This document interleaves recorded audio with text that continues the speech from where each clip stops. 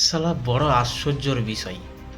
একদিকে শালা প্রধানমন্ত্রী মানে এদের লিডার বিজেপি নরেন্দ্র মোদি, সে দেশকে লুট করছে, আর শালা তারই নেতাকর্মীরা আবার দেখি ট্রেনের আবার চাদর চুরি করছে। বিশ্বাস হচ্ছে না?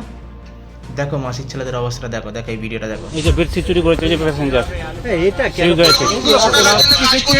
মানে এই না এই চাদরটা আমি এরকম ব্যাগে ভরতে পারি।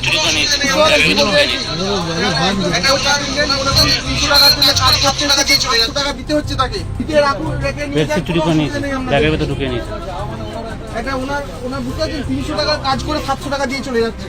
এটা আমাদের হুগলি জেলার বিজেপি নেতা, নামটা তো আর বলতে হবে না, কম বেশি সকলেই জানেন। দেখুন সুতিয়াটাকে, এরা দেশকেও লোটে, পাবলিককেও লোটে, ট্রেনের কর্মচারী যারা থাকে তাদের টাকাটাকে নিচুড়ে বের করে নেয়।